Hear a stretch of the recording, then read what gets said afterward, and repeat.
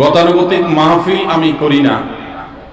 এই মাহফিলটি আসার অন্যতম কারণ আব্দুল্লাহ সাইফুল্লাহ ভাইয়ের নাছোড় বান্দার ভাব, আর দ্বিতীয় বড় কারণ হলো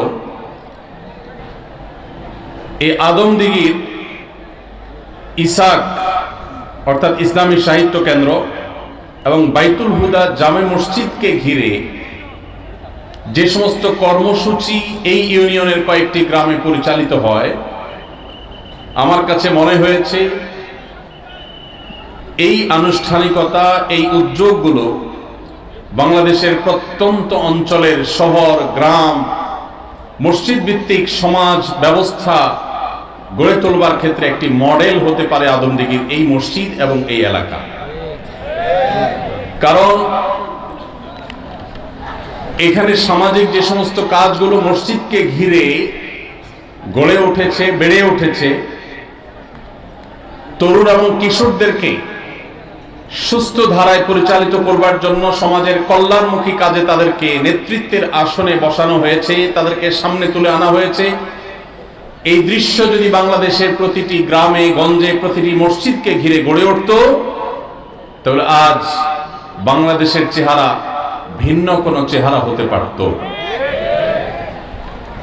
আমি যতটুকু জানি, এই ইসাক এবং বাইতুল হুদা জামে মসজিদকে ঘিরে এখানে শিক্ষাবৃত্তি থেকে নিয়ে অত্র এলাকার অসুস্থ, দরিদ্র, দুস্থ, গরিব মানুষদের চিকিৎসা ভাতা থেকে নিয়ে কোরবানির সময় গোশত বিতরণ, ঈদের সময় ইফতার বিতরণ থেকে নিয়ে শীতের সময় শীতবস্ত্র বিতরণ এবং ক্ষুদ্র ঋণ, সুদমুক্ত ক্ষুদ্র ঋণ দিয়ে সেটা আবার রিটার্ন নেওয়ার 98% রিটার্ন রেটের কথা আমি জানতে পেরেছি। সেই সাথে ঈদের সময় এখানে কয়েকশো তরুণ এবং কিশোরকে নিয়ে যে চমৎকার আয়োজন হয়, মেয়েদের জন্য যে আলাদা বিভিন্ন সাংস্কৃতিক সুস্থ ধারার আয়োজন হয়, এই আয়োজন যদি আজ প্রতিটি মহল্লায় মহল্লায় ইমাম সাহেবগণ, ওলামা একরাম, সমাজের নেতৃস্থানীয় ব্যক্তিবর্গ নিতেন, তাহলে আজকে আমাদেরকে কিশোর গ্যাংয়ের অভিশাপ এটা আর আমাদেরকে পোহাতে হতো না।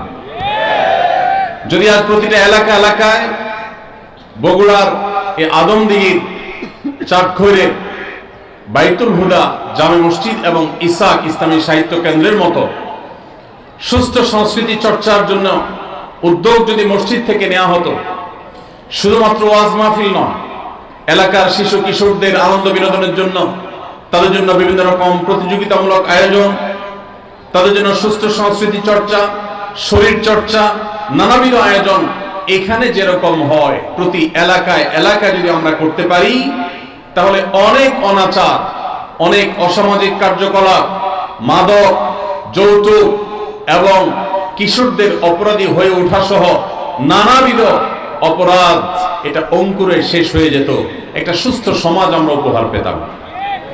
তো আমার এখানে বারবার আসার অন্যতম কারণ হলো ইসাক এবং বাইতুল হুদা জামে মসজিদের এই সমস্ত কার্যক্রম। আমি আশা করব যারা দূর দূরান্ত থেকে এসেছেন, বগুড়া থেকে, নওগাঁ থেকে বা আশপাশে বিভিন্ন জেলা থেকে এসেছেন, তারা এই ইসাকের মতো, বাইতুল হুদা জামে মসজিদের মতো নিজ নিজ এলাকায় নিজেদের সামর্থ্য অনুযায়ী আল্লাহর কাছে দোয়া করে 2-4 জন যদি সাথে পান, ওই 2-4-5 জন মিলে শুরু করবেন, একসময় শত শত মানুষকে সাথে পাবেন। একটা আদর্শ সমাজ গঠন করবার জন্য মসজিদকে কেন্দ্র করে শুধু 5 ওয়াক্ত নামাজ নয়, মুহাম্মদ সাল্লাল্লাহু আলাইহি সাল্লামের মতো বহুমুখী সামাজিক কার্যক্রম আমাদেরকে পরিচালনা করতে হবে। সবাই চেষ্টা করব তো ইনশাআল্লাহ। আল্লাহ আমাদের সবাইকে, প্রত্যেকটা গ্রামকে দেশের এরকম আদর্শ গ্রাম হিসাবে বহুবিধ সামাজিক এবং কল্যাণমূলক আয়োজনের মাধ্যমে একটি অর্থবহ সমাজ হিসাবে গড়ে তোলার জন্য আল্লাহ আমাদের সবাইকে তৌফিক দান করুন। সম্মানিত ভাইরা, মাওলানা মামুনুল হক সাহেব চলে এসেছেন, তিনি আরাম করছেন, খুব শীঘ্রই চলে আসবেন। আমি খুব বেশি কথা আজকে বলবো না। প্রথমত রাত কম হয়নি, দ্বিতীয়ত যেহেতু আবার মাওলানা মামুনুল হক সাহেবকেও কথা বলতে হবে, বিধায় আমি খুবই সংক্ষেপে ছোট ছোট কয়েকটি বিষয়ের উপরে কথা বলতে চাই। সর্বপ্রথম যে বিষয়ে কথা বলতে চাই সেটি হলো রমজান মাস আমাদের থেকে বিদায় নিয়ে গেছে। রমজান মাস বিদায়ের সাথে সাথে আমাদের সমাজের বহু মানুষ আছে যাদের ইবাদত বন্দেগীও বিদায় হয়ে গেছে। আমরা অনেকে রমজান মাস শেষ হওয়ার পর মাথার টুপিটা খুলে ভাঁজ করে এমন ভাবে রেখে দিয়েছি যেন আবার আগামী বছর রমজান আসলে সেই টুপি খুলে আমরা মাথায় দেব। আমাদের কি শুধু ইবাদত বন্দেগী রমজানেই করা দরকার, না রমজানের পরেও করতে হবে? কতদিন পর্যন্ত আমাদের ইবাদত বন্দেগী নেকামল চলা উচিত এ সম্পর্কে কোরআনে কারিমে আল্লাহ রাব্বুল আলামিন বলেন, ওয়া'বুদ রাব্বাকা হাত্তা ইয়াতিয়াকাল ইয়াকিন। তুমি তোমার রবের ইবাদত করতে থাকো। কতদিন? ঈদুল ফিতরের চাঁদ দেখার আগ পর্যন্ত। কি বলেন? ঈদুল ফিতরের চাঁদ ওঠার আগ পর্যন্ত ইবাদত করো, এরকম কিছু? আল্লাহ বলেছেন, ওয়া'বুদ রাব্বাকা হাত্তা ইয়াতিয়াকাল ইয়াকিন। তোমার মৃত্যু আসার আগ পর্যন্ত তোমার রবের ইবাদত তুমি কন্টিনিউ করতে থাকো, নিয়মিত করতে থাকো, ইবাদতের ধারাকে অব্যাহত রাখো। ইবাদত থামাবে না মৃত্যু আসার আগ পর্যন্ত। ইবাদত কতদিন চলবে? মৃত্যু আসার আগ পর্যন্ত। আমরা যারা রমজানের মৌসুমী মুসল্লি হয়েছি, রমজানের পরে আর মসজিদের দিকে আমাদেরকে আসতে দেখা যায় না। আমরা যারা রমজানের দান সাদেকা করেছি, রমজানের পরে আর আমাদের দান সাদেকা করতে দেখা যায় না। আমরা যারা রমজানে কোরআন তেলাওয়াত করেছি, তারাবির নামাজে কোরআন শ্রবণ করেছি, শুনেছি, রমজান চলে যাওয়ার পরে কোরআন আর ছুঁয়ে দেখা, স্পর্শ করার তৌফিক সুযোগ আমাদের যাদের হয় না, প্রিয় ভাইরা আমার, আমাদের জন্য অত্যন্ত ভয়াবহ একটা বার্তা আছে। সে বার্তা কি? আল্লাহ রাব্বুল আলামিন কোরআনে হাকিমে ইরশাদ করেছেন তিনি কার আমল ইবাদত কবুল করেন। আমরা যারা রমজানে প্রত্যেকে যার যার সাধ্য অনুযায়ী কম বেশি ভালো কাজ করার চেষ্টা করেছি, রমজানে রোজা রেখেছি, তারাবির নামাজ পড়েছি, কোরআন তেলাওয়াত করেছি, কোরআন তেলাওয়াত শুনেছি, দান সাদেকা করেছি, তাসবিহ তাহলিল করেছি, দোয়া করেছি, রোনাজারি করার চেষ্টা করেছি, যতটুকু তৌফিক হয়েছে ভালো কাজ করার চেষ্টা করেছি। রমজান মাসে যে সমস্ত ভালো কাজ, যে সমস্ত নেকামল আমরা করেছি, এর কোনটা আল্লাহর কাছে কবুল হয়েছে আর কোনটা হয়নি এটা বোঝার বা এটা নিশ্চিতভাবে জানার কোনো উপায় বা সিস্টেম কি আছে? নাই। কিন্তু কোরআনে কারীমের একটি আয়াত থেকে আমরা ধারণা নিতে পারি কাদের আমল ইবাদত আল্লাহর কাছে কবুল হয়েছে। আল্লাহ রাব্বুল আলামিন ইরশাদ করেছেন, ইন্নামা ইয়াতাকাব্বালুল্লাহু মিনাল মুত্তাকিন। আল্লাহ রাব্বুল আলামিন মুত্তাকিদের, আল্লাহ ভীরুদের, যাদের মধ্যে আল্লাহ ভীরুতা অর্জন হয়েছে, যাদের মধ্যে আল্লাহর ভয়ের চেতনা জাগ্রত হয়েছে, সেই চেতনা থেকে যারা আল্লাহর আদেশ নিষেধ অনুযায়ী নিজেকে পরিচালিত করে, তাকওয়া চর্চা করে, মুত্তাকিদের কাতারে যারা নিজেদেরকে শামিল করতে পারে, আল্লাহ রাব্বুল আলামিন বলেছেন আল্লাহ তাআলা তাদেরটাই কবুল করেন। অতএব যদি রমজানের পরেও আপনার মসজিদের আনাগোনা, মসজিদের আসা যাওয়া বলবৎ থাকে, অব্যাহত থাকে, রমজানের পরেও যদি আপনার কোরআন খুলে তেলাওয়াত করার সুযোগ সৌভাগ্য অর্জন হয়, রমজানের পরেও যদি আপনার মাঝে মধ্যে হলেও আল্লাহর কাছে দুহাত তুলে দোয়া করবার তৌফিক হয়, সুযোগ হয়, সামর্থ্য হয়, রমজানে অনেক বেশি দান সাদেকা করেছেন, রমজানের পরে এত বেশি পারেন না, অল্প হলেও দান সাদেকা করার চেষ্টা করেন, তাহলে আপনি আল্লাহর কাছে নিজেকে সেই সৌভাগ্যবান মানুষদের কাতারে শামিল বলে সুধারণা করতে পারেন যাদের রমজানের আমল ইবাদত আল্লাহ তাআলা কবুল করেছেন। আলহামদুলিল্লাহ। প্রিয় ভাইরা, আমাদের আমল ইবাদত কবুল হয়েছে কিনা এটা বোঝার সবচেয়ে বড় মাধ্যম হলো এটি, রমজানের পরেও যদি আমি রমজানের আমল ইবাদতের ধারাকে ধরে রাখতে পারি, অব্যাহত রাখতে পারি, সে আমলগুলো পরিমাণে, ভলিউমে সেরকম করতে না পারলেও অল্প অল্প করে হলেও যদি রমজানের পরে সেগুলোকে আমরা ধরে রাখতে পারি, এখনো মসজিদে যাওয়া আসা থাকে, কোরআনের সাথে সম্পর্ক থাকে, অন্যান্য নেকামলগুলো যদি অল্প অল্প করেও করতে পারি, তাহলে এর মানে হলো এটা আলামত আল্লাহ তাআলা আমার রমজানের ইবাদত কবুল করেছেন, আমাকে মুত্তাকিদের কাতারে শামিল করেছেন। রমজানের পরে এখন গুনাহ করতে গিয়ে বুকটা কাঁপে। আল্লাহ দেখেন যে আল্লাহর ভয়ে রমজানে হারাম থেকে বেঁচে থাকার চেষ্টা করেছি, সে আল্লাহর ভয় এখনো বেঁচে থাকার চেষ্টা করি, হয়তো ততটা পারি না কিন্তু চেষ্টাটা করি। এটুকু যদি করতে পারি তাহলে এইটা একটা আলামত, এইটা একটা ইন্ডিকেটর যে আল্লাহ তাআলা আমাদের রমজানের আমল ইবাদত কবুল করেছেন। আল্লাহ আমাদের সবাইকে সেরকম সৌভাগ্যবান মানুষের কাতারে শামিল হওয়ার তৌফিক দান করুন। সম্মানিত ভাইরা, নবী করিম সাল্লাল্লাহু আলাইহি সাল্লাম বলেছেন, আহাব্বুল আমালি ইলাল্লাহি আদওয়ামুহা ওয়া ইন কাল। আল্লাহর কাছে সবচেয়ে প্রিয় আমল, আল্লাহর কাছে সবচেয়ে পছন্দনীয় কাজ, সবচেয়ে আল্লাহর ভালোবাসার কাজ বান্দার, সেই কাজ, যেই ভালো কাজ, যেই ইবাদত, যে আমল বান্দা নিয়মিত করে, পরিমাণে সেটা অল্প হলেও, হোক পরিমাণে অল্প কিন্তু করে নিয়মিত, আল্লাহর কাছে আমলটা বেশি প্রিয় সেই আমলের তুলনায় যে আমল একসাথে অনেক করা হয় কিন্তু পরে আর করার কোনো খবর নেই। কেউ রমজানে কোরআনে কারীম 2 খতম দিয়েছেন, মাশাআল্লাহ, কেউ 3 খতম দিয়েছেন, কিন্তু রমজানের পরে কোরআনে কারীম 3 খতম, 2 খতম, 1 খতম দেয়া তো দূরের কথা, পরবর্তী রমজান পর্যন্ত আর কোরআনটা ছুঁয়ে দেখা হয় না, খুলে পড়া হয় না, তেলাওয়াত করা হয় না, 1 পৃষ্ঠা পড়ার সুযোগ হয় না। তাহলে এই 3 খতম 2 খতমের চাইতে রমজানে কেউ যদি 1 খতম কোরআন দেন অথবা তার চেয়ে কমও কোরআন তেলাওয়াত করেন, কিন্তু রমজানের পরে সেই কোরআন দিনে হয়তো 2-5 পারা পড়তে পারেন না, কিন্তু 1 পৃষ্ঠা হইলেও পড়েন, 2 পৃষ্ঠা হইলেও পড়েন, তার দৈনন্দিন রুটিনের মধ্যে কোরআন তেলাওয়াত থাকেই থাকে। আল্লাহর কাছে ওই 3 খতম দেওয়া কোরআন তেলাওয়াতকারীর চাইতে মাত্র 10 পারা কোরআন তেলাওয়াত করেছেন যিনি রমজানে, কিন্তু রমজানের পরেও সেটাকে ধরে রেখেছেন, পরিমাণে অল্প হলেও আল্লাহর কাছে এই দ্বিতীয় ব্যক্তি অনেক বেশি শ্রেয় এবং প্রিয়। প্রিয় ভাইরা আমার, রমজানে আপনি অনেক দান দক্ষিণা করলেন, রমজানের পরে আর খবর নেই, আল্লাহর কাছে এটার চাইতে বেশি প্রিয় রমজানে তৌফিক অনুযায়ী দান সাদেকা করেছেন, রমজানের পরেও আপনি দান সাদেকা অল্প অল্প হলেও ধরে রাখার চেষ্টা করেছেন। আল্লাহ আমাদের সবাইকে রমজানে যে সমস্ত নেকামলগুলো আমরা করতে পেরেছি, রমজান শেষ হওয়ার সাথে সাথে সেগুলো বন্ধ না করে বরং সেই আমলের ধারাবাহিকতাকে আল্লাহ আমাদেরকে ধরে রাখার তৌফিক দান করুন। ভাইরা আমার, আমরা কি রমজান মাসকে পুজো করেছি নাকি আল্লাহর ইবাদত করেছি? ইবাদত কি আল্লাহকে করেছেন না রমজান মাসকে করেছেন? আল্লাহকে করেছেন। যদি রমজান মাসকে কেউ ইবাদত করে, রমজান মাসকে যদি কেউ পুজো করে, তাহলে তার এখন আর ইবাদত করার দরকার নাই, কারণ রমজান শেষ হয়ে গেছে।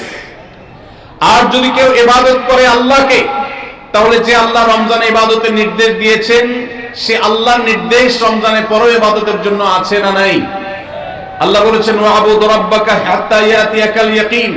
তোমার রবের ইবাদত শুধু রমজানে নয়, রমজান ইবাদতের মৌসুম হিসাবে ইবাদত বেশি হতে পারে, কিন্তু রমজানের ইবাদতের ধারা মৃত্যু আসার আগ পর্যন্ত তোমাকে ধরে রাখতে হবে, তবেই আল্লাহর কাছে সাকসেস হওয়া যাবে, তবেই আল্লাহর কাছে সফল হওয়া যাবে, সার্থক হওয়া যাবে। আমাদের এই জীবন সাধনা, আমাদের তাকওয়ার সাধনা, আমাদের সিয়াম সাধনা, আমাদের রমজানের ইবাদত বন্দেগী আল্লাহর কাছে কবুল হবে। আল্লাহ আমাদের সবাইকে রমজানের আমলগুলোকে রমজানের পরেও পরিমাণে অল্প অল্প হলেও ধরে রাখার তৌফিক দান করুন। সবাই চেষ্টা করবো তো ইনশাআল্লাহ।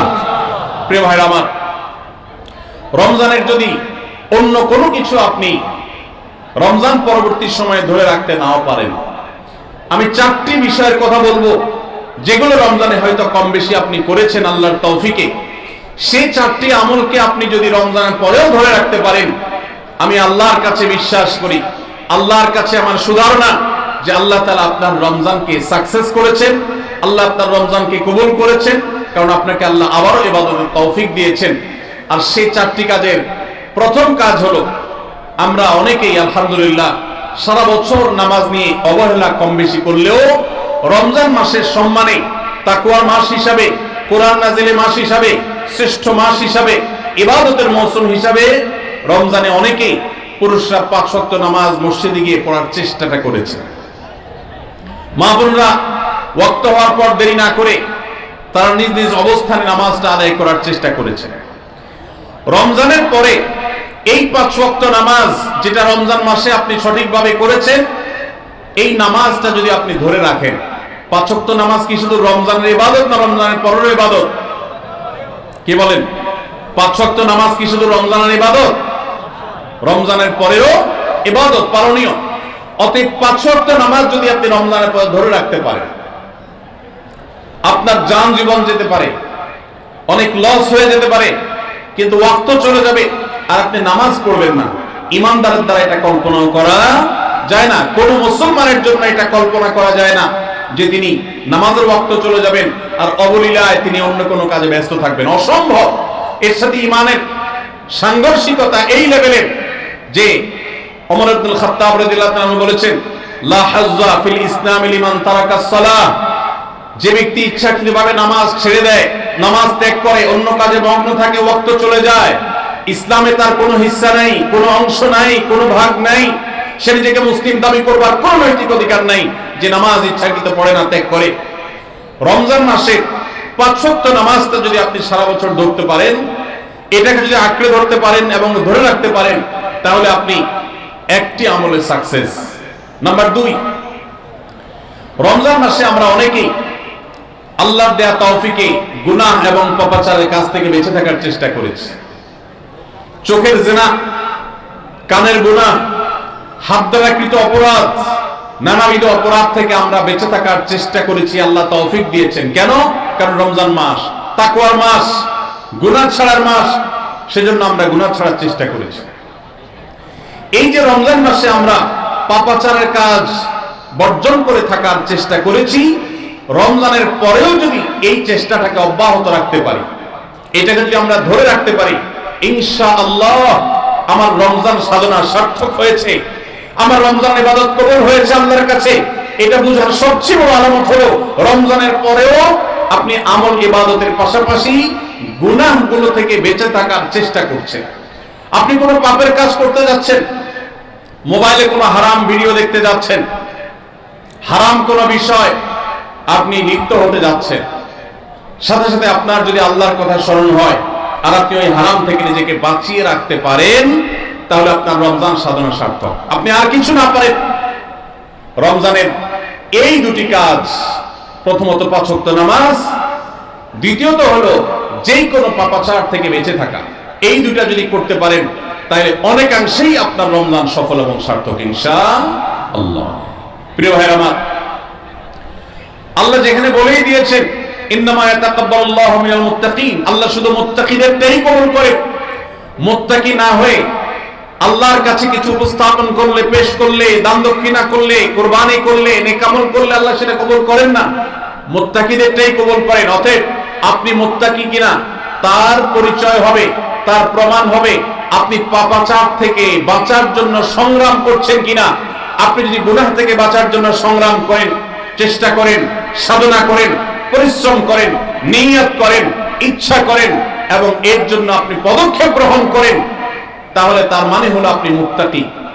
যত বেশি গুনাহ থেকে বাঁচার চেষ্টা করতে পেরেছেন তত বড় মাপের মুত্তাকি, আর যত বড় মাপের মুত্তাকি রমজানের ইবাদত তত বেশি আল্লাহর কাছে কবুল হয়েছে, সেই ধারণা আল্লাহর কাছে আমরা পোষণ করতে পারি ইনশাআল্লাহ।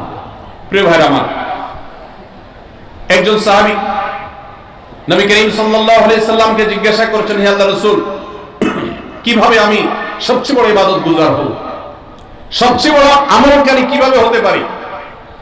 আমাদের কাছে বহু মানুষ কাগজ লিখে পাঠান, চিরকুট লিখে দেন যে হুজুর কোন আমলটা করলে বেশি সওয়াব হবে, আল্লাহ বেশি সন্তুষ্ট হবেন, আল্লাহর ইবাদত বেশি হবে কোন আমলটা করলে।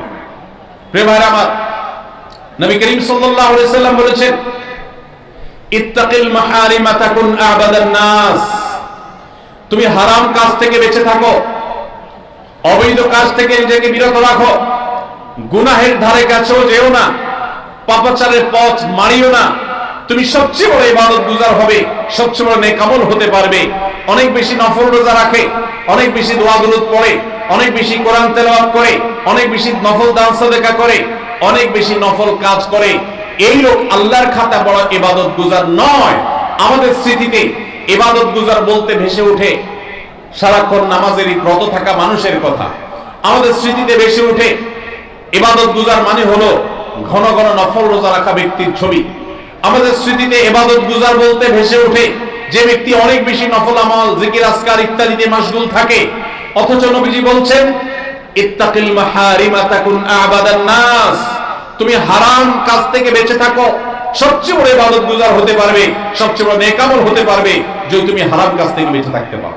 ভাইরা আমার, আপনি যদি আপনার এই দুই ঠোঁট দিয়ে কোনো কটু কথা, অশ্লীল কথা, গালিগালাজ এটা আপনার মুখ দিয়ে যদি বের না হয়, রমজানের আগে হতো, রমজান মাসে আপনি তওবা করেছেন, রমজানের পরেও এই সংগ্রামে আপনি জিতে আছেন, টিকে আছেন, আপনার মুখ দিয়ে কোনো অন্যায় হয় না, তার মানে হলো আপনি মুত্তাকিদের কাতারে শামিল হতে পেরেছেন, আপনি গুনাহ থেকে বাঁচতে পেরেছেন। আপনার আমল দেখা যায় না, কিন্তু এই যে গুনাহ থেকে বাঁচার সংগ্রামে আপনি জিতে গেছেন, আপনি নিজেকে বাঁচিয়ে রাখতে পেরেছেন, এটাই হলো আপনার সফলতা, এটাই হলো আপনার সার্থকতা। আজকাল নফল রোজা, নফল নামাজ, নফল দোয়া দরুদ, নফল জিকির আজকার, নফল দান সাদকা করা মুসলমানের সংখ্যা কম নয় সমাজে। যেই মুসলমানের অভাব সেটা হলো গুনাহ মুক্ত জীবন গঠন করা মুসলমানের অভাব, মুত্তাকি মানুষের অভাব, গুনাহ মুক্ত মানুষের অভাব। গুনাহ মুক্ত মানুষ পাওয়া যায় না। ভাইরা আমার, আমাদের চেষ্টা করতে হবে আমার হাত এবং মুখ দ্বারা কারোর অধিকার খর্ব হবে না, কারোর কষ্ট হবে না। মুসলমান তো বটে, অমুসলমানকেও কোনো কষ্ট আমি দেব না, কারোর অধিকার নষ্ট হবে না, সম্পদে কারোর হক আমি নষ্ট করব না। আমি ওয়াজ মাহফিল শুনলাম, দিন কি দিন শুনলাম, ঘন্টাকে ঘন্টা শুনলাম, শুনতে শুনতে আমি কেঁদে দিলাম। 2 পয়সার কোনো ভ্যালু নাই যদি আমি দোকানদারি করতে গিয়ে কাস্টমারের সাথে 2 নাম্বারি করি, কাস্টমার হয়ে দোকানদারের সাথে 2 নাম্বারি করি, জমির আইল ঠেলাঠেলি করি, আরেকজনের ফসল আমি নিজে তুলে নিয়ে আসি, অন্যায়ভাবে কারোর হক নষ্ট করি, কথা দিয়ে কাউকে কষ্ট দেই, আচরণ দিয়ে কাউকে কষ্ট দেই, কারোর কোনো অধিকার নষ্ট করি, কারোর গীবত শিকায়ত করি, কারোর পেছনে তার সমালোচনা করি, কাউকে নিয়ে ব্যঙ্গ বিদ্রোহ করি, কাউকে আমরা ব্যঙ্গ নামে ডাকি, ফেসবুকে, সোশ্যাল মিডিয়াতে অথবা অফলাইনে অনলাইনে যে কোনো সেক্টরে, যে কোনো জায়গাতে, যে কোনো প্ল্যাটফর্মে এ ধরনের গুনাহের কাজে যদি আপনি লিপ্ত থাকেন, তো আপনার এই শত শত মাহফিল, হাজারো মাহফিল শোনা, মাহফিলে আসা, এটার কোনো মানে হতে পারে না। আল্লাহ আমাদের সবাইকে রমজান মাসে গুনাহ থেকে বাঁচার যে চেষ্টাটুকু আমরা করতাম, রমজানের পরেও সেটাকে আমাদের ধরে রাখার তৌফিক দান করুন। রমজানের পরে গুনাহ থেকে বাঁচার চেষ্টা করব তো ইনশাআল্লাহ। অনেক ভাইরা আছেন অনেক হারাম কাজ করেন নাই, কেন? রমজান মাস, কিন্তু এখন আবার সেটা শুরু করে দিয়েছে। এর মানে হলো আপনার রমজানের ইবাদত কবুল হওয়ার সম্ভাবনা ক্ষীণ, নিশ্চিত তো বলা যাবে না, তবে প্রবল সুধারণা করা যায়, সম্ভাবনা অনেক প্রবল যদি আপনার সেই রমজানের আমলগুলোকে আপনি এখন ধরে রাখতে পারেন। অন্য সব না পারেন, অন্তত আমি 4টা আমলের কথা বলেছি, 5 ওয়াক্ত নামাজ আর সকল প্রকার গুনাহ এটা থেকে বিরত থাকা, আর 3 নম্বর হলো কোরআনে কারীমের তিলাওয়াত। অনেকে আমরা আলহামদুলিল্লাহ কোরআন তেলাওয়াত করেছি রমজানে, কারণ রমজান মাস কোরআন নাজিলের মাস। আমাদের সালাফ পূর্বসূরীরা রমজান মাসে কোরআন হাত থেকে রাখতেন না। আমরা অনেকেই নিজে কোরআন খতম দিয়েছি, যারা খতম দিতে পারেন না একটু হলো তেলাওয়াত করেছেন, তারাবিতে হাফেজ সাহেবের কাছ থেকে তেলাওয়াত শুনেছেন, কোনো না কোনো ভাবে কোরআনের সান্নিধ্যে এসেছেন। দুর্ভাগ্যজনক বাস্তবতা, রমজান চলে যাওয়ার সাথে সাথে আমাদের কোরআনের সাথে সম্পর্ক শেষ হয়ে গেছে, ঠিক না ঠিক? বহু মানুষ আছে কোরআন স্পর্শ করে না, দিনের ভিতরে 2-4 ঘন্টা, 5 ঘন্টা, 6 ঘন্টা সময় পর্যন্ত অনেকে সোশ্যাল মিডিয়াতে ডুবে থাকেন, মোবাইলে ডুবে থাকেন। সারাদিন কোরআনকে স্পর্শ করার জন্য 5টা মিনিট সময় বের হয় না, ঘন্টাকে ঘন্টা কোরআনের পরিবর্তে মোবাইল ফোনকে স্পর্শ করার সময় আমাদের হয়। মনে রাখবেন, আপনার রমজানের আমল ইবাদত সার্থক হবে, সফল হবে, কবুল হওয়ার সম্ভাবনা জোরালো হবে যদি রমজানে যে কোরআন আপনি প্রতিদিন 2-4 পারা তেলাওয়াত করেছেন, এখন 2-4 পারা না পারেন 2-4 পৃষ্ঠা হলেও পড়েন, কিন্তু আপনার দিনের একটা সময় অবশ্যই বরাদ্দ থাকা উচিত কোরআনের জন্য। আজ মুসলিম জাতির যে দুরবস্থা আমরা দেখতে পাচ্ছি, পৃথিবীর পূর্ব থেকে পশ্চিম, উত্তর থেকে দক্ষিণ, চতুর্পাশে আমরা যে হাহাকার দেখতে পাচ্ছি, লাঞ্ছনা দেখতে পাচ্ছি, অপমান দেখতে পাচ্ছি, পরাজয়ের গ্লানি দেখতে পাচ্ছি, মুসলমানদের দুরবস্থা অন্যতম প্রধান কারণ হলো আজ মুসলমান কোরআন থেকে দূরে সরে গেছে। নবী করিম সাল্লাল্লাহু আলাইহি সাল্লাম বলেছেন, ইন্নাল্লাহা ইয়ারফাউ বিহাদাল কিতাবি আকওয়ামা ওয়া ইয়াদাউ বিহি আখারিন। আল্লাহ রাব্বুল আলামিন এই কোরআনের মাধ্যমে বহু জাতির মর্যাদাকে আকাশে তুলবেন। আবার এই কোরআনের প্রতি অবহেলার কারণে, অবজ্ঞার কারণে, কোরআনকে ছেড়ে দেওয়ার কারণে কোরআন থেকে দূরে থাকার কারণে, কোরআনকে পরিহার করবার কারণে বহু জাতিকে আল্লাহ তাআলা অপমানিত করবেন, অপদস্থ করবেন, তাদেরকে আকাশ থেকে পাতালে নামিয়ে ছাড়বেন। সেই দুর্ভাগ্যজনক বাস্তবতা আজ আমরা প্রত্যক্ষ করছি। মুসলমানের ঘরে কোরআন পড়ার কোনো অভ্যাস নেই, কোরআনের চর্চা নেই, কোরআনের আলোচনা নেই, কোরআনের আলোকে জীবন গড়বার কোনো পরিকল্পনা আমাদের মধ্যে নেই। এজন্য ভাইরা, রমজান মাসে যে কোরআনের সান্নিধ্যে আমরা ছিলাম, রমজানের পরে অল্প অল্প করে হোক প্রতিদিন আপনি কোরআন তেলাওয়ার চেষ্টা করেন। 1 পৃষ্ঠা 2 পৃষ্ঠা হলে তেলাওয়াত করার চেষ্টা করেন, অর্থ সহ বুঝে পড়ার চেষ্টা করেন। এটা যদি করতে পারেন, আপনার রমজান সাধনা সার্থক ইনশাআল্লাহ। চেষ্টা করব তো কোরআন তেলাওয়াত করার। আল্লাহ রাব্বুল আলামিন এই কোরআনকে এমন এক গাইড বুক করেছেন। কোরআনের সবচেয়ে বড় মিরাকল হলো, কোরআনকে যে যত বেশি আঁকড়ে ধরতে পারবে, দুনিয়াতে আল্লাহ তাআলা তাকে তত বেশি সম্মানিত করবেন। ইসলামের ইতিহাসের সোনালী যুগের যারা স্বর্ণ মানব ছিলেন, সেই খোলাফায়ে রাশেদা, তাদের পরবর্তী যুগের যে সোনালী ইতিহাস ছিল, যখন বিশ্ব মুসলমানের পদতলে ছিল, মুসলমান যখন বিশ্বের সুপার পাওয়ার ছিল, গোটা বিশ্বে মানবতা তার সর্বোচ্চ শিখরে যখন আসীন হতে পেরেছে, মানবতা সবচেয়ে বেশি যখন প্রতিষ্ঠিত হয়েছে, যখন মুসলিম নয় শুধু অমুসলিমরাও সবচেয়ে সুখে শান্তিতে পৃথিবীতে বসবাস করতে পেরেছে, কারণ অধিকার খর্ব করা হয় নাই, অধিকার আদায়ের মতো আজকের পৃথিবীতে যে নাটক চলমান আছে, সেই নাটক তখন হয়নি। সেই সোনালী অতীত মুসলমানদের যে ছিল, তখনকার মুসলমানরা কোরআনকে তারা আঁকড়ে ধরেছিল, কোরআনকে তারা মাথায় রেখেছিল, কোরআনকে তারা জীবনে ধারণ করেছিল, কোরআনকে তারা সবসময় স্মরণ করেছে, বরণ করেছে, গ্রহণ করেছে, কোরআন দিয়ে নিজের জীবনকে সাজিয়েছে, তার সুফল তারা পেয়েছে। আজ কোরআন আমাদের কাছে অবহেলিত, কোরআন আমাদের কাছে আজ সবচেয়ে বেশি পরিত্যক্ত। যেই গ্রন্থ বছরে আমরা রমজান মাস ছাড়া অনেকে উল্টায় দেখি না, পাঠ করি না। মোবাইলে আমার বহু অ্যাপ আছে, সাথে কোরআনের অ্যাপও আছে। আমি সোশ্যাল মিডিয়ার অ্যাপগুলো দিনের ভিতরে 50, 60, 70, 80, 100 বার ওপেন করলেও কোরআনের অ্যাপটা দিনে একবার ওপেন করা হয় না। কোরআনের জন্য কোনো সময় আমার বরাদ্দ নেই। আমাদের বাসা বাড়িতে অনেক কিছু চলে, কোরআন তেলাওয়াত চলে না।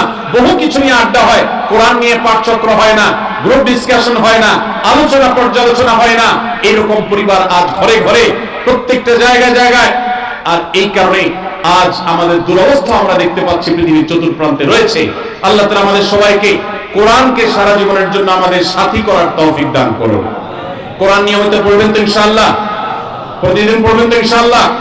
আল্লাহ আমাদের সবাইকে প্রতিদিন কোরআন তেলাওয়াতের তৌফিক দান করুন, কোরআন বুঝে পড়ার তৌফিক দান করুন, কোরআনের আলো থেকে আলো গ্রহণ করবার তৌফিক দান করুন, সমাজ এবং রাষ্ট্রকে কোরআন দিয়ে সাজাবার তৌফিক দান করুন। বলুন আমিন। নাম্বার 4, শেষ পয়েন্ট। রমজান উপলক্ষে আমরা অনেকেই ভোর রাতে সাহরি খেতে উঠে আল্লাহর কাছে কম বেশি দোয়া করার চেষ্টা করেছি, 2-4 রাকাত তাহাজ্জুদ নামাজ পড়ার চেষ্টা করেছি, ঠিক না? ঠিক। ইফতার সামনে নিয়ে অনেকে দোয়া করেছেন। রমজান মাসে রোজাদারের দোয়া কবুল হয় দিনের বেলা, অনেকে দোয়া করেছেন। রমজান শেষ, তাহাজ্জুদ পড়া তো ভোর রাতে উঠে দূরের কথা, অনেকের ফজর নামাজ পড়াটাই কঠিন হয়ে গেছে, ঠিক না? ঠিক। আজ রমজানের পরে রমজানের সেই আমলের ধারাবাহিকতা, অর্থাৎ ভোর রাতে তাহাজ্জুদের নামাজ পড়ার যদি কেউ অভ্যাস ধরে রাখতে পারেন, এটা হবে সবচেয়ে বড় অর্জন। এটা যদি না পারেন, অন্তত ফজর নামাজ, 5 ওয়াক্ত নামাজ তো পড়বেনই, ফজর নামাজ স্পেশালি জামাত যাতে কোনোভাবে মিস না হয়। আর দিন এবং রাত 24 ঘন্টার কোন একটা সময় আল্লাহর কাছে দুহাত তুলে দোয়া করার অভ্যাস গড়ে তুলবেন, চেষ্টা করবেন তো ইনশাআল্লাহ। কয়েকটা সময়ের দোয়া আল্লাহর কাছে করলে সেটা বিফলে যায় না। এর ভিতরে একটা হলো ভোর রাতের দোয়া, আরেকটা হলো 5 ওয়াক্ত নামাজের পরের দোয়া, আরেকটা দোয়া কবুলের সময় আছে শুক্রবারে। কোন সময় হাদিস এটা ফিক্স করা হয়নি, তবে হাদিস বিশ্লেষকগণ অনেকেই বলেছেন সেই সময়টা হলো জুমার দিন আসরের পরের সময়। জুমার দিন আসরের পরে সূর্য ডুবার আগ পর্যন্ত আল্লাহর কাছে যদি দোয়ায় মাশগুল থাকেন, বাসা বাড়িতে আছেন, কর্মস্থলে আছেন, রাস্তাঘাটে আছেন, যেখানে যে অবস্থায় আছেন, জুমার দিন শুক্রবার বাদ আসর সূর্য ডুবার আগ পর্যন্ত দোয়া কবুলের মোক্ষম একটা সময়, অসাধ্য সাধন করবার সময়, একেবারে অসম্ভবকে সম্ভব করার সময়, আল্লাহর কাছ থেকে সবকিছু নিজের করার সময়। এই জন্য এই সময়গুলো আমরা মিস করবো না। তো রমজান মাসে দোয়ার অভ্যাসটা যদি রমজানের পরে আপনি ধরে রাখতে পারেন, ব্যাস এনাফ। 5 ওয়াক্ত নামাজ, সকল প্রকার হারাম পাপাচার বর্জন, কোরআনে কারীমের তেলাওয়াত অল্প অল্প করে হলেও প্রতিদিন একটা সময় ফিক্স করে যে এই সময় কোরআন তেলাওয়াত ছাড়া কিছু করব না। ঘুম থেকে উঠে প্রথম কাজ হবে ওযু করে আমি কোরআন তেলাওয়াত করব, ফজর নামাজের পরে একটু পড়ব। আর 4 নম্বর হলো দিন এবং রাতের কোন একটা সময় আল্লাহর কাছে দোয়া করার অভ্যাস করব। অনেক লোক আছি আমরা যে 24 ঘন্টার ভিতরে সপ্তাহে সপ্তাহ, মাসকে মাস চলে যায়। অনেক নিয়মিত নামাজি মানুষ আছেন, অনেক দাড়িওয়ালা মানুষ আছেন, এমনকি অনেক মাদ্রাসার ছাত্র, এমনকি আলেমও আছেন। মাসকে মাস চলে যায়, আল্লাহর কাছে হাত তুলে একটু চোখের পানি ফেলে শেষ কবে দোয়া করেছি বলতে পারবো না। এর চাইতে বড় হতভাগা আর কেউ হতে পারে না। এই জন্য রমজান মাসের দোয়ার আমলটা, রমজানে হয়তো আপনি দিনে 4 বার 5 বার করেছেন, রমজান পরে একবার করেন। রমজানে হয়তো 10 মিনিট 15 মিনিট 20 মিনিট ধরে দোয়া করেছেন, রমজানের পরে অন্তত 2 মিনিট ধরে দোয়া করেন।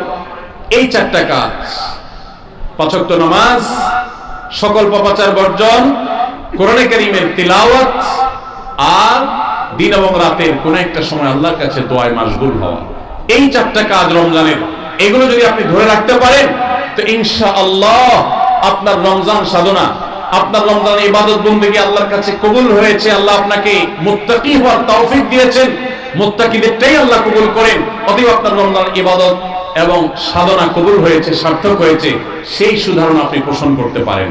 সবাই চেষ্টা করবো তো ইনশাআল্লাহ। আল্লাহ আমাদের সবাইকে সেই তৌফিক দান করুন। সময় তো ভাইরা,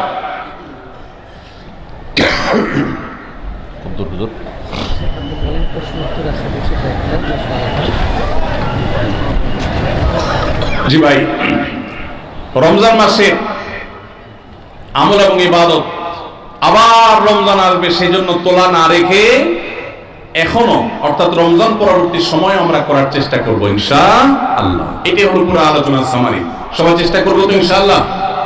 আল্লাহ আমাদের সবাইকে তৌফিক দান করুন।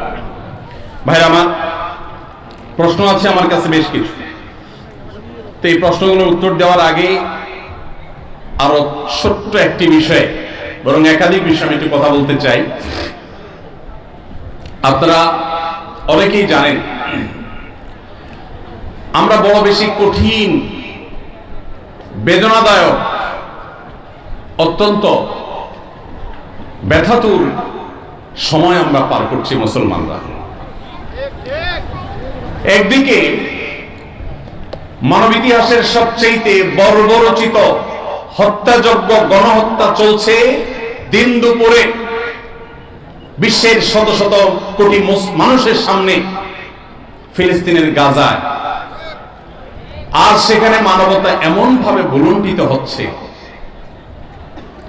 ঝড় তুফানে আমরা গাছের পাতা উড়ে যেতে দেখি, সেখানে বোমার আঘাতে মানুষের দেহ আকাশে উড়ে যেতে আমরা দেখেছি। প্রিয় ভাইরা, আজকের বিশ্বকে বলা হয় সভ্য পৃথিবী, আজকের পৃথিবীকে বলা হয় নাকি মানবিক পৃথিবী। আজকের পৃথিবীর সভ্যতা এবং মানবিকতার ধ্বজাধারে ধারণকারী যারা, তাদের মুখোশ, তাদের আসল রূপ, তাদের আসল চেহারা, চরিত্র আজ দিনের আলোর মতো পরিষ্কার হয়ে গেছে। গাজায় প্রতিনিয়ত শিশু হত্যা চলছে, ফিলিস্তিনের ভিডিওগুলো দেখবার মতো অবস্থা নাই। একটু আগে একটা ভিডিও দেখছিলাম, আল্লাহ তাআলা আমাকেও একটা বাচ্চা দিয়েছেন 8-10 বছরের। 8-10 বছরের একটা ছেলে 5-6 বছরের একটা ছেলেকে, ছোট ভাইকে বড় ভাই সান্ত্বনা দিচ্ছে, মাথার উপরে হাত বুলাচ্ছে। ছোট ভাই বড় ভাইয়ের কোলে মাথাটা রেখে চোখের পানি ফেলছে, অঝরে কাঁদছে, কারণ তাদের বাবা মাকে শহীদ করে দেওয়া হয়েছে। বড় ভাইটা ছোট ভাইয়ের মাথার উপর হাত বুলাচ্ছে আর তাকে সান্ত্বনা দেওয়ার চেষ্টা করছে, ব্যর্থ চেষ্টা। শত সহস্র শিশু আজ এতিম হয়েছে, শত সহস্র মা বাবার বুক আজ খালি হচ্ছে। যারা নারী অধিকার নিয়ে পান থেকে চুন খসলেই চিৎকার চেঁচামেচি করে, সেই মানুষগুলো আজ পাথর হয়ে গেছে। তাদের চোখের সামনে শত সহস্র মা বোনকে আজ খুন করা হচ্ছে। প্রেগনেন্ট মহিলাদেরকে রেখে সেই হসপিটাল বম্বিং করে উড়িয়ে দেওয়া হচ্ছে। আজ সেখানে শিশুদের আর্তনাদে আকাশ পাতাল ভারী হয়ে উঠছে। কোন স্থাপনার সেখানে বাকি নাই যেটা ভেঙে চুরে গুড়িয়ে দেওয়া হয়নি। উপর থেকে ড্রোন শট নেওয়ার ছবি দেখলে ভাবতে কষ্ট হয়, বিশ্বাস করতে কষ্ট হয়। একটা শহর, একটা জনপদকে এইভাবে মাটির সাথে মিশিয়ে দেওয়া যায়। সবচেয়ে অবাক করা বিষয় হলো এই হায়নারা, এই অভিশপ্ত ইহুদিরা, এদের সবচেয়ে বেশি সমর্থন প্রকাশ্য দিবালোকে যারা করে, তারাই আমাদেরকে সবচেয়ে বেশি সকাল বিকাল মানবতার সবক শুনাইতে আসে। প্রিয় ভাইরা আমার, আজ পৃথিবীর তথাকথিত সভ্য, তথাকথিত উন্নত দেশগুলো প্রকাশ্য দিবালোকে এই অভিশপ্ত দেশকে তারা সমর্থন করছে, যারা মুসলমানদেরকে তাদের ভূখণ্ডে যুগ যুগ ধরে খুন করে আসছে, তাদের রক্ত নিয়ে হোলি খেলা মেতে উঠেছে। আজ সেখানে মানবতার চিৎকারে, আত্মচিৎকারে আকাশ পাতাল ভারী হয়ে উঠছে। আজ থেকে 100-200 বছর পর যখন গাজা বা ফিলিস্তিনের ইতিহাস লেখা হবে, যখন এই অভিশপ্ত হায়নাদের এই নির্মমতার চিত্র ইতিহাসের পাতায় তুলে ধরা হবে, তখন আপনি আমিও কাঠগড় আসামি থাকবো। কারণ তখনকার মানুষেরা, তখনকার জেনারেশনেরা আলোচনা করবে, তখন পৃথিবীতে যে শত শত কোটি মানুষ বসবাস করেছিল, সে মানুষগুলো কিভাবে এতগুলো মানুষের সামনে পৃথিবীর ছোট্ট একটা ভূখণ্ডের মধ্যে এইভাবে মানুষকে হত্যাযজ্ঞ চালানো হয়েছে, নির্মমতা করা হয়েছে, শিশুদের সামনে বাবা মাকে খুন করা হয়েছে, বাবা মার সামনে শিশুদেরকে টুকরা টুকরো করা হয়েছে, কিভাবে এই নির্মমতা চালানো হয়েছে, বিশ্বের শত শত কোটি মানুষ তারা তখন কি করেছে। আগামী 100-200 বছর পরে যখন ফিলিস্তিন এবং গাজার ইতিহাস লেখা হবে, আসামির কাঠগড়ে আমরা সবাইকে দাঁড়াতে হবে। আল্লাহর কাছে আমরা ক্ষমা চাই। হে আল্লাহ, আপনি আমাদের অক্ষমতাকে মাফ করে দিন, আমাদেরকে আপনি সক্ষমতা দান করুন। মুসলমান দেশগুলোর যারা তথাকথিত নেতা হিসেবে দায়িত্ব পালন করছে, আল্লাহ আপনি তাদের ঈমানি চেতনা বৃদ্ধি করে দিন, তাদেরকে মুসলমান হওয়ার তৌফিক দান করুন, তাদেরকে মানুষ হওয়ার তৌফিক দান করুন। ভাইরা আমার, ফিলিস্তিন ইস্যুতে আমার 3টি কারণে অনেক বেশি অনুতাপ হয়, আফসোস হয়, আক্ষেপ হয়। প্রথমত, সারা বিশ্বের মুসলমান দেশগুলো তো বটেই, অনেক অমুসলিম দেশেও হাজার হাজার লক্ষ লক্ষ মানুষ নির্যাতিত ফিলিস্তিনিদের সমর্থনে তারা রাস্তা বের হয়েছে, প্রতিবাদ করেছে, তাদের কষ্ট লাগার কথা তারা প্রকাশ করেছে। পৃথিবীর দ্বিতীয় বৃহত্তর মুসলিম দেশ বাংলাদেশ, এদেশের মানুষের মধ্যে ধর্মীয় আবেগ অনেক বেশি। আমরা অন্যের কষ্ট এভাবে দেখতে পারি না। এত সত্ত্বেও এই দেশে আজও পর্যন্ত ফিলিস্তিনিদের প্রতি সহমর্মিতা প্রকাশ করে একটি উল্লেখযোগ্য লক্ষ লক্ষ মানুষের কোন জমায়েত এই দেশের মাটিতে এখনো পর্যন্ত হয় নাই। আমার লজ্জা হয়, কষ্ট হয় যখন দেখি ফিলিস্তিন ইস্যুতে প্রত্যেক দল আলাদা আলাদা ব্যানার নিয়ে 2-4-10 হাজার মানুষ নিয়ে তারা প্রতিবাদ করে। এটা কি ফিলিস্তিনিদের সমর্থন নাকি নিজের দলীয় প্রচারণা? একমাত্র আল্লাহ তাআলা ভালো জানেন। আমরা ফিলিস্তিন ইস্যুতে সকল দল মত চিন্তা দর্শনের ঊর্ধ্বে উঠে মানবিকতার জায়গা থেকে সবাই এক কাতারে দাঁড়িয়ে একটিবারের জন্য বিশ্বকে আমরা জানিয়ে দিতে পারি, বাংলাদেশের মানুষজন আমরা ফিলিস্তিনি মাজলুম মানুষদের সাথে আছি। আল্লাহ আমাদের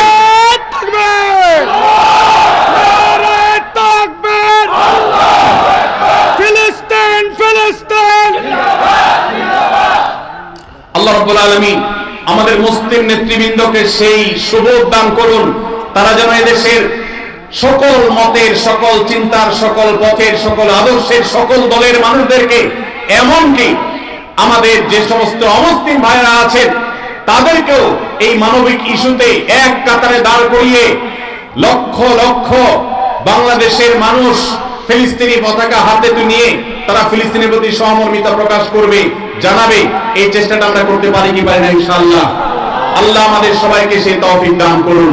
এই ইতিহাস এই দেশে রচনা হোক, আমরা সেই দোয়া রব্বে কারীমের কাছে আজকে ফরিয়াদ করছি। আল্লাহ আমাদের এই একটা মিছিল, একটা প্রতিবাদ, একটা বার্তা বিশ্ব মিডিয়াকে দেওয়ার মতো কাজ এখনো পর্যন্ত এই ভূখণ্ড থেকে আমরা করতে পারি নাই। এর চেয়ে বড় লজ্জার বিষয় আর কিছু হতে পারে না।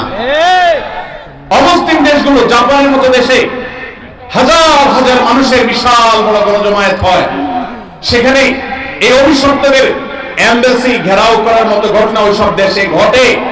দুর্ভাগ্যজনক বাস্তবতা, আমাদের দেশে যার যার মতো আমরা কথা বলি, আমরা মিছিল করি, ব্যানার নিয়ে দাঁড়াই, প্রতিবাদ করি, মানববন্ধন করি, কিন্তু সবাই ঐক্যবদ্ধভাবে বিশ্বকে জানাবার মতো একটা ঐতিহাসিক সমাবেশ, ঐতিহাসিক গণজমায়েত আমরা আজও করতে পারি নাই। ইনশাআল্লাহ অচিরেই সেটা হবে। আল্লাহ আমাদেরকে সেই তৌফিক দান করুন।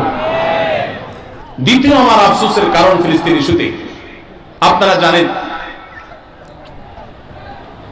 অন্য অমুসলিম দেশগুলোতে পর্যন্ত, খোদ আমেরিকাতে পর্যন্ত ইহুদিদের বিভিন্ন প্রোডাক্ট গুলোকে অত্যন্ত কার্যকর ভাবে বয়কট করা হয়েছে। আমাদের এই দেশে প্রত্যেকটা দোকানে দোকানে, প্রতিটা দোকানে দোকানে আপনি পাবেন ইহুদি পণ্যে পরিপূর্ণ ভরপুর সয়লাব। আমরা অনেকে আছি যারা ফিলিস্তিনি বাচ্চাদের ভিডিও দেখে চোখের পানি ফেলি, কিন্তু আমাদের ওয়াশরুমে গেলে হ্যান্ড ওয়াশটা দেখা যায় ইহুদিদের। আমাদের ওয়াশরুমে গেলে দেখা যায় সাবানটা কেনা হয়েছে, যে সাবানটা আমি টাকা দিয়ে কিনে এনেছি আমার পকেট থেকে, সেটা ইহুদিদের তৈরি করা। আমি যে সফট ড্রিঙ্কসটা গিলছি ডক ডক করে, সেটা ইহুদিদের তৈরি করা। এই সমস্ত পণ্য আপনি যখন মুদি দোকান থেকে কিনেন, আপনি কোন দোকান থেকে যখন ইহুদিদের কোনো পণ্য কিনেন, তখন আপনি পণ্য কিনেন না, আপনি মূলত ইহুদিদেরকে চাঁদা দেন বোমা হামলা করবার জন্য। আপনি যেটাকে টাকা দিয়ে সম্পদ কেনা, মাল কেনা মনে করছেন, এটা মাল কেনা নয়, এটা অভিশপ্তদের বোমাবাজিতে সাহায্য করা। লজ্জার বিষয়, কার্যকর ভাবে বাংলাদেশে এখনো পর্যন্ত ফিলিস্তিন ইস্যুতে আমরা একটা বয়কট কার্যকর ভাবে করতে পারি নাই। একটা সফট ড্রিঙ্কস শুধুমাত্র কিছুটা বর্জন করা গেছে আলহামদুলিল্লাহ, আর বাকি প্রোডাক্ট গুলো সব যেভাবে সেভাবে রয়েছে। আমি একটা দেশীয় প্রোডাক্টের একটা মালিক, একটা দেশীয় প্রোডাক্টের একজন মালিককে প্রশ্ন করেছিলাম, ভাই আপনাদের প্রোডাক্ট গুলো কেন বাজারে বাজারে দোকানে দোকানে পাওয়া যায় না? কেন ইউনিলিভারের মাল বাজারে পরিপূর্ণ? কেন যারা আমাদের সমাজে 14ই ফেব্রুয়ারিতে আমাদের তরুণদের চরিত্রকে ধ্বংস করার নীল নকশা করে, সেই ক্লোজ আপ কেন আমার দোকানে থাকে? কেন আপনাদের পেজ দোকানে নাই? আমাকে সেই বাংলাদেশি কোম্পানির মালিক, বাংলাদেশি প্রোডাক্ট তৈরি করেন সেই ব্যবসা প্রতিষ্ঠানের মালিক, তিনি আমাকে বলছেন, ভাই লজ্জার কথা, আমাদের দেশে এক শ্রেণীর, সবাই নয়, এক শ্রেণীর অসাধু কর্মকর্তা কর্মচারী আছে সরকারি অফিসগুলোতে, যারা এই সমস্ত ইহুদি কোম্পানিগুলো, বিদেশি কোম্পানিগুলো থেকে টাকা পয়সা খেয়ে, ঘুষ খেয়ে, তাদের জন্য সকল সুযোগ সুবিধা, সকল ফ্যাসিলিটিসকে এমন ভাবে প্রোভাইড করে যে আমরা দেশীয় প্রোডাক্ট যারা প্রস্তুত করি, তৈরি করি, তারা তেমন কোনো সুবিধা করতে পারি না। তার এই কথার বাস্তবতা আছে, আমিও কিছুটা অনুভব করার চেষ্টা করেছি, অনুসন্ধান করার চেষ্টা করেছি। দুর্ভাগ্যজনক বাস্তবতা, আমরা সাধারণ মানুষও আমাদের নিজস্ব উদ্যোগে ইহুদিদের পণ্য মুক্ত আমাদের বাসা করব, সেটা আমরা করতে পারি নাই। মনে রাখবেন, আপনি যদি ইহুদিদের পেস্ট না কিনেন, তাদের সাবান না কিনেন, তাদের প্রসাধনী না কিনেন, তাদের কোন প্রকার আইটেম আপনি না কিনে তার জায়গায় যদি একটা মুসলিম দেশের তৈরি করা, আপনার নিজের দেশের তৈরি করা কোনো জিনিস আপনি নেন, কোয়ালিটি যদি একটু খারাপ হয়, দাম যদি একটু বেশিও পড়ে, আপনার এই কিনার কারণে, এই যে আপনি স্যাক্রিফাইস করলেন, একটু কম কোয়ালিটির জিনিস নিলেন, আবার দাম একটু বেশি দিলেন, এই স্যাক্রিফাইসটা কিয়ামতের ময়দানে ফিলিস্তিন ইস্যুতে আপনি আপনার ন্যূনতম দায়িত্বটা পালন করতে পেরেছেন, এই হিসাবে আল্লাহর কাছে হাজির হবে, এর সওয়াব আপনি আল্লাহর কাছে লাভ করবেন ইনশাআল্লাহ। আমরা কারা কারা আছি ইহুদিদের পণ্য মুক্ত করব আমাদের বাসাগুলোকে? কারা কারা আছি? আল্লাহ আমাদের সবাইকে তৌফিক দান করুন। আমাদের বাসা বাড়িতে ইহুদি পণ্য থাকবে না, ঠিক আছে ইনশাআল্লাহ? কোন মুদি দোকানে কোন মুদি দোকান থেকে আমরা ইহুদি পণ্য কিনবো না, প্রয়োজন আমি সফট ড্রিঙ্কস কিনবো না। দেশিটা থাকলে খাবো, না হলে খাবো না। একবার বাংলাদেশ বিমানে আমি কোথাও ট্রাভেল করতেছিলাম, আমাকে কোকা কোলা দেওয়া হলো। আমি বললাম কেন কোকা কোলা? আমার দেশীয় ক্যারিয়ার, আমার দেশীয় সফট ড্রিঙ্কস নাই, কেন আপনি বিদেশি সফট ড্রিঙ্কস খেতে আমাকে বাধ্য করবেন? প্রতিবাদ স্বরূপ আমি এটা খেলাম না, নিয়ে যান, অন্তত একটা বোতল বাঁচবে। আর আপনার কর্তৃপক্ষকে জানাবেন একজন কাস্টমার প্রতিবাদ করেছে তিনি দেশীয় সফট ড্রিঙ্কস না বিদেশি সফট ড্রিঙ্কস এমনিতে স্বাস্থ্যের জন্য ক্ষতিকর, সেখানে ইহুদিদের যে সফট ড্রিঙ্কস আপনি কিনছেন এটা সফট ড্রিঙ্কস না, এটা রক্তে ভরা বোতল। অতএব আমাদের বাসা বাড়িকে ইহুদি পণ্য থেকে মুক্ত করবো ইনশাআল্লাহ। আমি বাংলাদেশি মুসলমান হিসেবে লজ্জিত যে ফিলিস্তিন ইস্যুতে আমরা একটা কার্যকর একটা বয়কট, একটা বর্জন, এটা আমরা করতে পারি নাই। ভাইরা আমার, আজকে আমরা যারা এখানে সমবেত হয়েছি,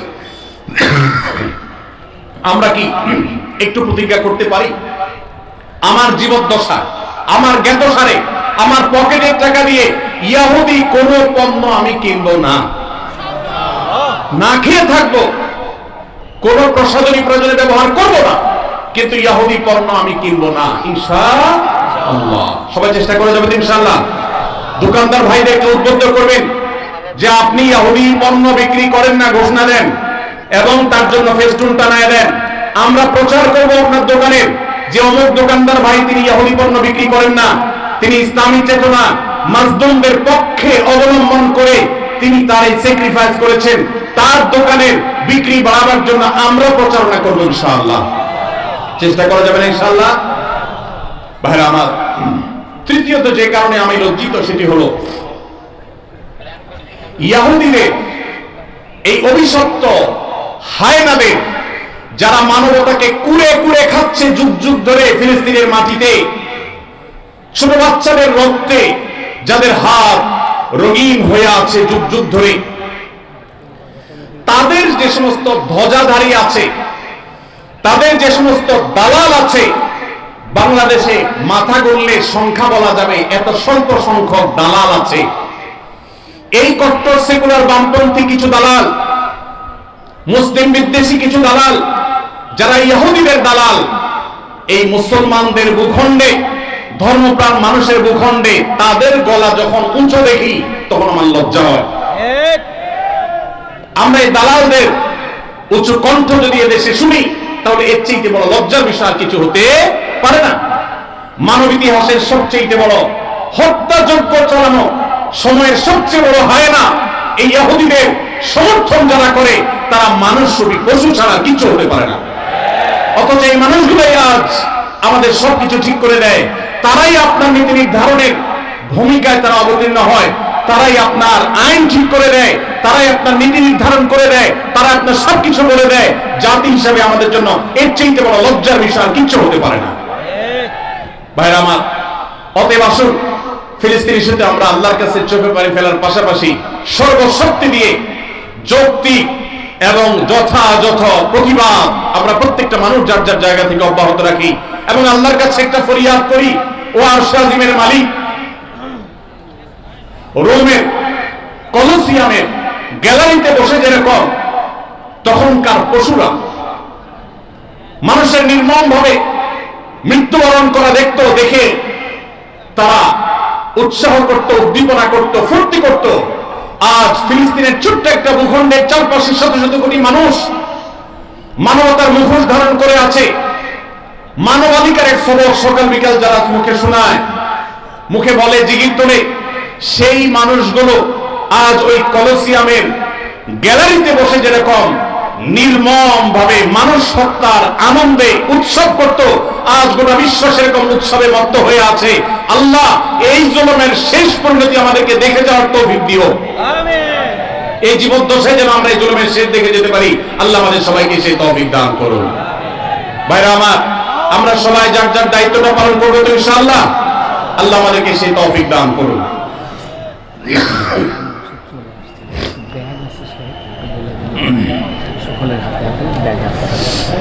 ভাইরা আমার, আমাদের আজকের মাহফিলের প্রধান আকর্ষণ হযরত মাওলানা মামুনুল হক হাফিজাহুল্লাহ, তিনি চলে এসেছেন, কাছাকাছি আসছেন। আমার আরেকটু কথা বাকি আছে, আমি শেষ করবো ইনশাআল্লাহ। তার আগে আপনাদেরকে একটু অনুরোধ করতে চাই, স্বেচ্ছাসেবকরা যারা আছো, স্বেচ্ছাসেবকরা একটু দাঁড়িয়ে যেতে হবে। ব্যাগ নিয়ে যারা আছেন, মেহেরবানি করে পুরো মাহফিলের প্যান্ডেলের ভেতরে খুব দ্রুততার সাথে প্রবেশ করে যান।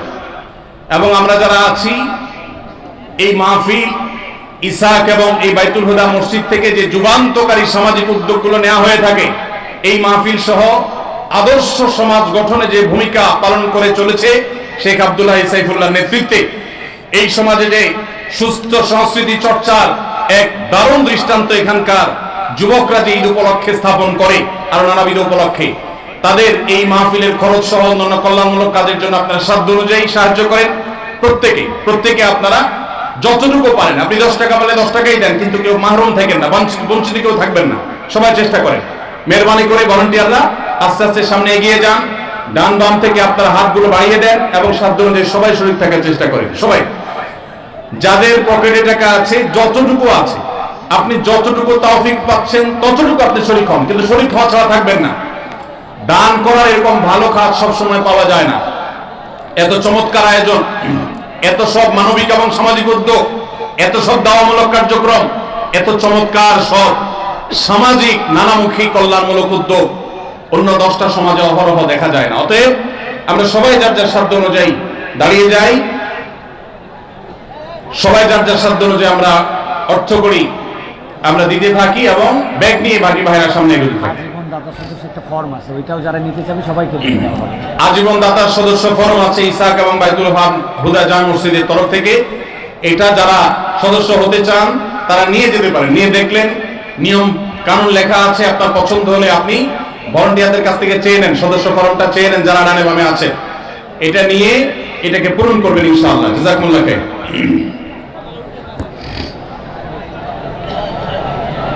ভাইরা আমার, আমরা এলোমেলো না করি, মাশাআল্লাহ খুব চমৎকার পরিবেশ। সবাই বসেন, একটু যারা দাঁড়িয়ে আছেন তারা একটু বসেন, শৃঙ্খলার জন্য একটু বসে যান। দাঁড়িয়ে আছেন যারা, খারাপ দেখা যাচ্ছে, অনেকের হয়তো একটু অনেকক্ষণ বসে থাকাতে একটু অনেদি লাগছে, কিছু দাঁড়িয়েছেন, এবার বসে যান, আর দেরি করবেন না। সময় কি আছে? ইস্যু তো আমার আরেকটা আছে। ভাইরা আমার, কালেকশন চলছে, আপনারা সহযোগিতা করেন। আমি আমার কথা অব্যাহত রাখি, যেহেতু সময় কম, হুজুর চলে আসছেন। আমি আরেকটা বিষয়ের কথা বলছিলাম, ফিলিস্তিন তো অনেক দূরে, আমাদের পার্শ্ববর্তী দেশ ভারতে যুগ যুগ ধরে যেভাবে মুসলমান নিধন চলছে, সংখ্যালঘুদের উপরে যেভাবে নির্যাতন চলছে, গোটা পৃথিবীর অন্য খুব কম দেশে এইভাবে সংখ্যালঘুদের উপর নির্যাতন হয়ে থাকে। আপনারা জানেন, অতি সম্প্রতি ভারতের লোকসভায় একটা বিল পাস হয়েছে, সেটা আইনের আকার ধারণ করতে যাচ্ছে, সেটা হলো ওয়াকফ সংশোধনী বিল 2025। আপনারা অনেকে জেনে থাকবেন, ভারতবর্ষে প্রাতিষ্ঠানিক জমির মালিকানা সবচেয়ে বেশি হলো ভারতের রেলওয়ে এবং সেনাবাহিনীর। তৃতীয় সর্বোচ্চ প্রাতিষ্ঠানিক জমির মালিকানা হলো ভারতের মুসলমানদের ওয়াকফ বোর্ডের জমি। 8.7 লক্ষ সম্পদের মালিক হলো মুসলমানদের ওয়াকফ বোর্ড। ইসলামের অন্যতম একটা সৌন্দর্য হলো মসজিদ, মাদ্রাসা, ইয়েতিমখানা, কল্যাণমূলক কাজ, এগুলো পরিচালনা করবার জন্য ওয়াকফের ব্যবস্থা রাখা হয়েছে ইসলামে। কেউ তার জমি জীবদ্দশায় ওয়াকফ করে গেলে কিয়ামত পর্যন্ত সেই জমি যে উদ্দেশ্যে ওয়াকফ করে যাওয়া হয়েছে সে উদ্দেশ্যে ব্যয় করতে হবে। ওয়াকফের জমি কেউ বিক্রি করতে পারে না, এক্সচেঞ্জ করতে পারে না, দখল করতে পারে না। যে উদ্দেশ্যে ওয়াকফ করা হয়েছে এটার পরিপন্থী কোনো কাজ করা যায় না। ওয়াকফের এই চমৎকার উদাহরণের কারণে পৃথিবীতে কল্যাণমূলক কাজ আজীবন বেঁচে থাকবে। সেই সাস্টেইনেবল ওয়াকফের মাধ্যমে সাস্টেইনেবল ডেভেলপমেন্টের ব্যবস্থা ইসলাম রেখেছে। ভারতবর্ষে মুসলমানদের শত শত বছর চলে আসা 8.7 লক্ষ সম্পদ, যেটা টোটাল ভারতবর্ষে যত প্রাতিষ্ঠানিক সম্পদ আছে এর মধ্যে তৃতীয় সর্বোচ্চ, সেই সম্পদ আজ ভারতের হিন্দুত্ববাদীরা গ্রাস করবার জন্য নতুন করে সংসদে বিল তারা পাস করেছে। আপনারা জানেন, এই বিলে সুস্পষ্টভাবে বলা হয়েছে যে মুসলমানদের ওয়াকফ বোর্ড, যেটা নিতান্ত ইসলামিক একটা বিষয়, এটা এতদিন পর্যন্ত মুসলমানরাই পরিচালনা করে আসতো। এখন রাজ্য এবং কেন্দ্রীয় ওয়াকফ বোর্ডে দুজন অন্য ধর্মাবলম্বী অমুসলমান হিন্দু, তাদেরকে বাধ্যতামূলকভাবে ওয়াকফ বোর্ডে অন্তর্ভুক্ত করার জন্য আইন করা হয়েছে। তার মানে মুসলমানদের মসজিদ পরিচালনার জন্য মুসলমানদেরকে ঢুকাইতে হবে কমিটিতে। এরকম ন্যাক্কারজনক, এরকম জঘন্য বিল আজকে তারা লোকসভায় পাশ করেছে।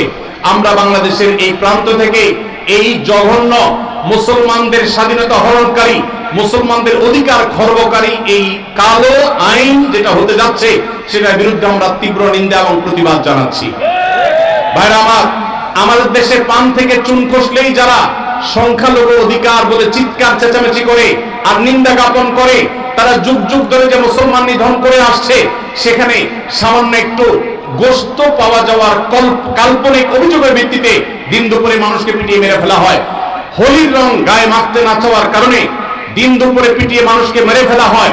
তাদের উৎসবের নাম দিয়ে মুসলমানদের মসজিদগুলোকে ভাঙা হয় বুলডোজার দিয়ে। যেখানে হাজার বছরের পুরাতন বাবরি মসজিদ ভেঙে সেখানে রাম মন্দির নির্মাণ করা হয়। ওয়াকফ বোর্ডের উপরে কর্তৃত্ব প্রতিষ্ঠা করার মাধ্যমে মুসলমানদের লক্ষ লক্ষ সম্পদ, এটাকে হিন্দুরা তাদের মতো করে মসজিদ মাদ্রাসাগুলোতে আরো বহু রাম মন্দির প্রতিষ্ঠা করার আইনি ভিত্তি তারা তৈরি করেছে। এই কালো আইন, এই বিলের বিরুদ্ধে আমরা তীব্র প্রতিবাদ এবং নিন্দা জ্ঞাপন করছি।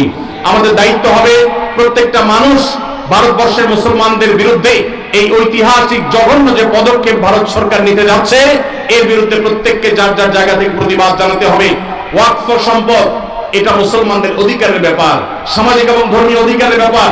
মুসলমানদের সে অধিকার থেকে তারা বঞ্চিত করছে। একের পর এক কালো আইন করে করে মুসলমানদেরকে বঞ্চিত করা হচ্ছে। আমরা নিন্দা জানাই। সেই সাথে ভারতের একটা আইন আছে, 12 বা 13 বছর যদি কেউ কোনো জমি নির্বাধায় দখল রাখতে পারে, সে সেটা মালিকানা দাবি করতে পারে। ওয়াকফের জমিগুলো এখন কেউ যদি এভাবে দখল করে রাখতে পারে আর সংশ্লিষ্ট ওয়াকফ বোর্ড যদি কোনো আপত্তি না জানায়, তাহলে সেটা সে মালিকানা দাবি করতে পারে। এবং সেই মালিকানার দাবি নিষ্পত্তি করার নতুন করে বিল পাস করা হয়েছে, যে কালেক্টরেটের চাইতে সিনিয়র লেভেলের কোন অফিসার সেটা নিষ্পত্তি করতে পারবে। অর্থাৎ মুসলমানদের মসজিদের বিষয়ে এই জমি যদি কোনো হিন্দু দখল করে, তাহলে সেটা যেন সে দখল নিতে পারে, তার জন্য হাজারটা দুয়ার খোলা হয়েছে। এটা ভারতবর্ষের ইতিহাসে মুসলমানদের বিরুদ্ধে তৈরি হওয়া সবচেয়ে কালো আইনগুলোর একটা, যেটা মুসলমানদের অধিকার খর্ব করছে, সংখ্যালঘুদের অধিকার খর্ব করছে। আমরা এর তীব্র নিন্দা জানাচ্ছি। আল্লাহ রাব্বুল আলামিন ভারতবর্ষের মুসলমানদের অধিকার যেন তারা ফিরে পায়, সেই তৌফিক আল্লাহ তাদের সবাইকে দান করুন।